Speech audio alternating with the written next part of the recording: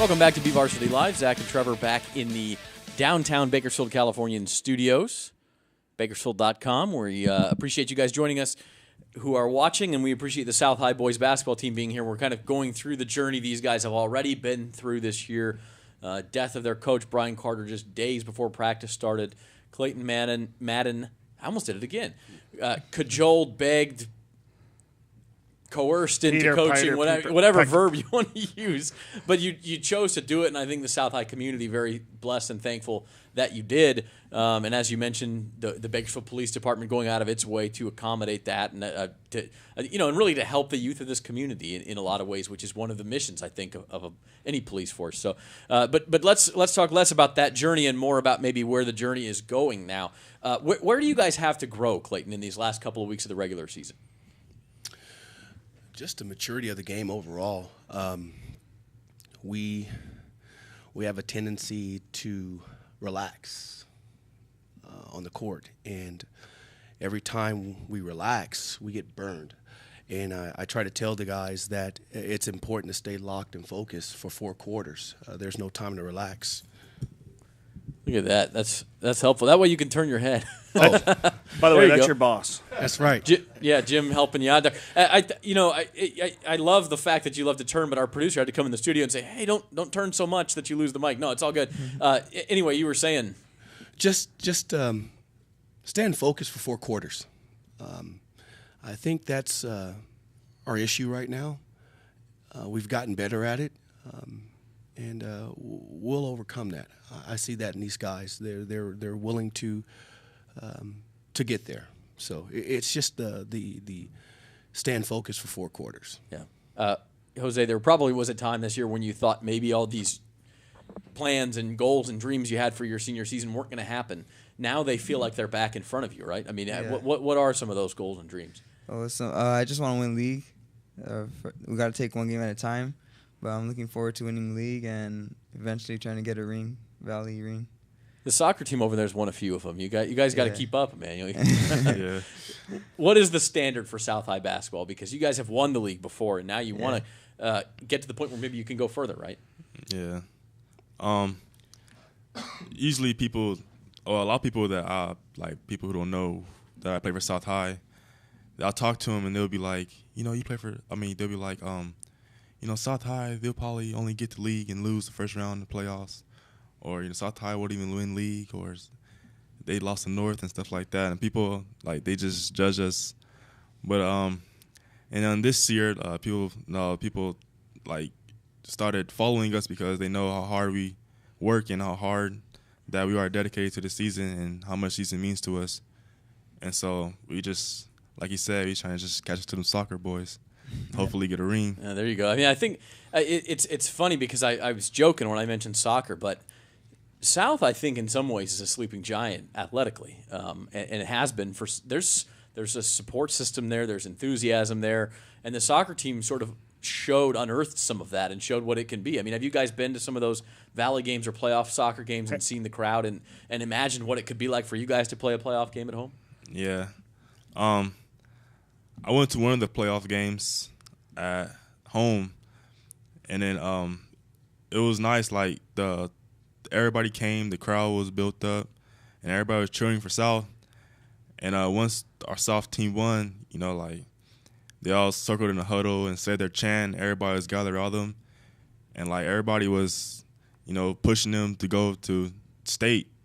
And I just want that to be for us, for everybody to come to our games and just watch us play in the playoffs if we do get a home game. And we should mention football too. Yeah, He's not kidding. I mean, 2 years ago, I think it was when you guys hosted Edison for the Valley title game, and the place was packed both sides, and it was an incredible feeling. And it really did feel it was the first time where I've been at a high school soccer game, and it felt like a football environment because there were so many people in the stands. It was completely packed, standing room only.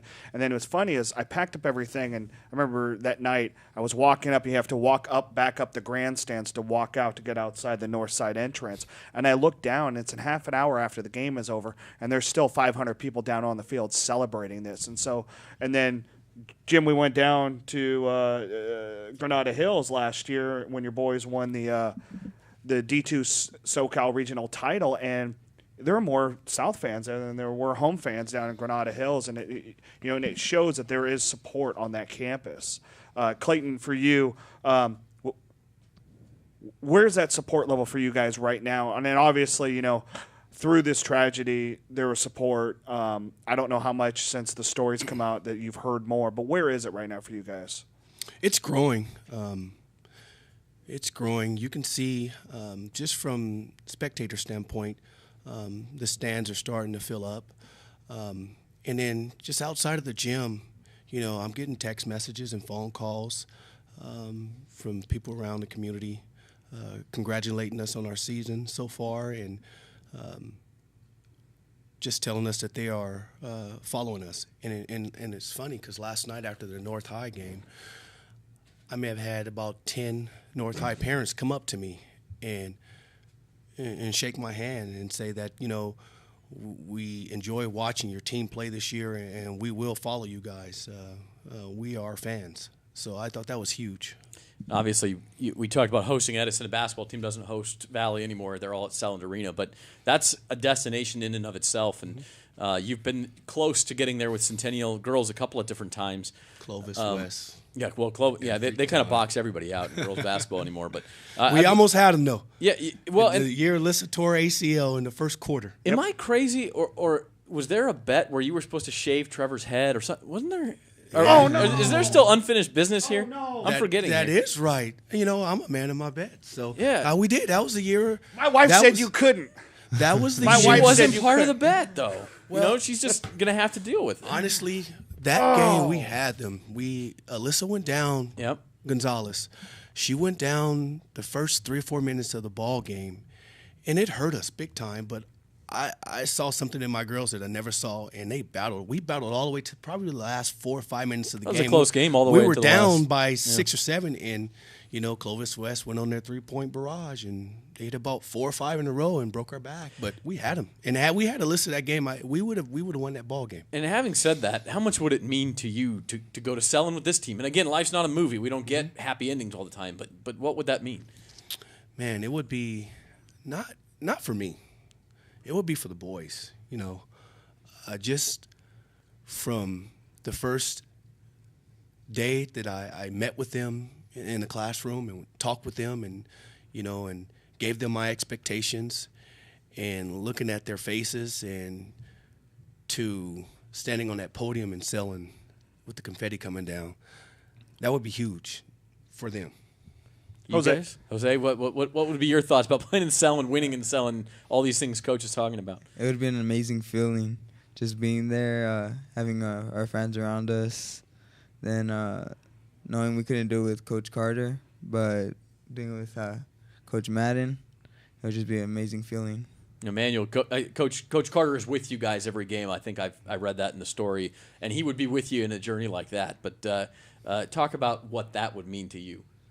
That would mean a lot. Cause I remember when I heard when he passed away, I really didn't know what to do, and just taking every game one by one, and ended up going to championship and even winning.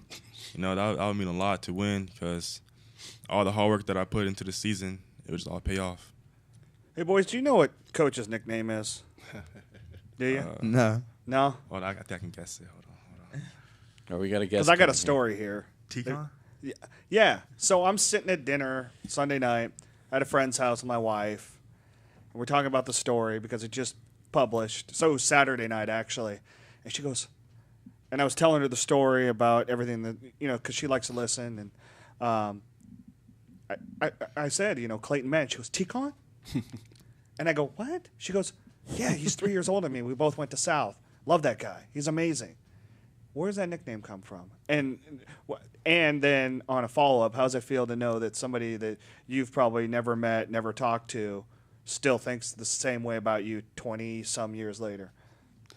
The first part of your question, it's a family name. It was given to me before I was even born.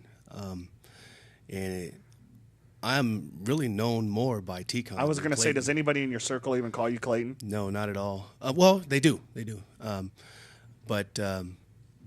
And as far as your second question, it means a lot. It means that my parents did an excellent job in raising me. I like that. What, Emmanuel, for you, I think Coach talks about nicknames too. Your cap, when did that come out? How did that come about, and how do you feel about that moniker being bestowed upon you? Well, when Coach said earlier, he said that he seen the potential in me and how to become that I can become a better player. So he gave me the nickname Cap because he wanted me to play the role as a leader, and ever since then, you know, teammates calls me Cap. I even say the break the huddle, and it really did. Like in the beginning, it kind of put a weight on me, but now I kind of grew into it, and now like being called Cap is kind of like a good feeling. It's a badge of honor, man. A badge of honor, right? Nice. Yep. All right, well, we're gonna go congratulate Trevor on that pun, and then we're gonna go get some barber shears, and we're gonna have the third segment of this show. Nope. I think with Cap, with Kristen, Jose, with Clayton, call in and tell Clayton nicely. and Trevor over there. Please don't. Gonna have a new look. Please don't. New look Please next don't. week.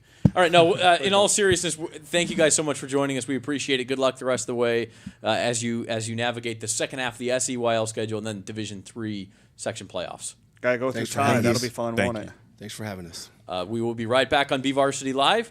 We're pleased to bring in a couple of yesterday's football signees. Just one of them. Just Curtis. Curtis Brown of Liberty High. We couldn't get the other one in, but Curtis will be joining us here shortly, right after this on BVarsity Live.